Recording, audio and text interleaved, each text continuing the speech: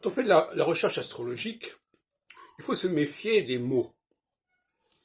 Je prends le mot union, par exemple. Le mot union, qu'est-ce qu'il veut dire? Est-ce qu'il est univoque, ce mot union? On s'aperçoit dans la pratique que ce mot peut dire des choses complètement opposées.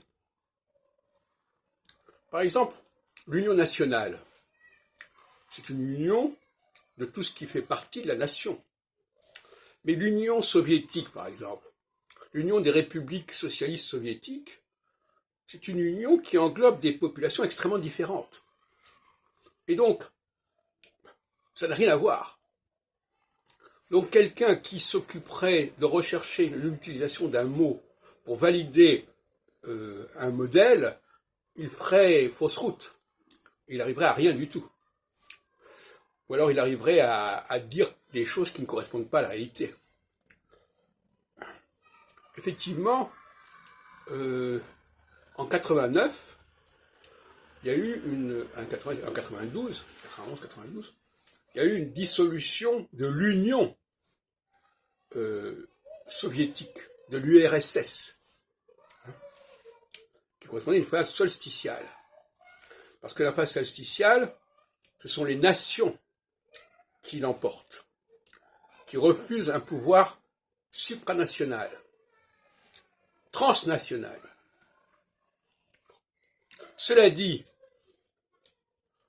en période solsticiale, ce refus de l'Union soviétique n'est pas du tout incompatible avec la recherche d'union nationale et de renforcement de la nation. Au contraire.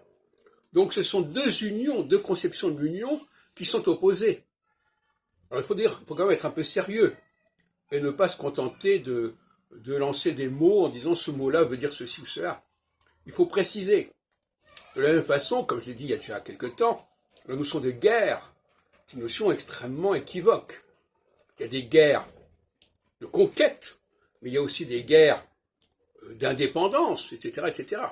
Et ça ne correspond pas du tout à la même réalité. Et ça, c'est l'erreur de Gouchon et de Barbeau, de ne pas avoir compris que la guerre de 14 n'était pas du tout du même type que la guerre de 40. D'ailleurs, elles se produisent, en effet, l'une en phase solsticiale et l'autre en phase équinoxiale. La guerre de 14 est une guerre où les nations se sont affrontées.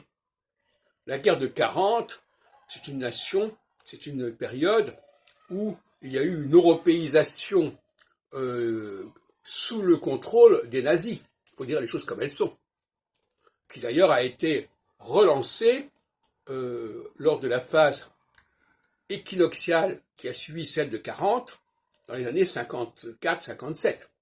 Il ne faut pas se leurrer.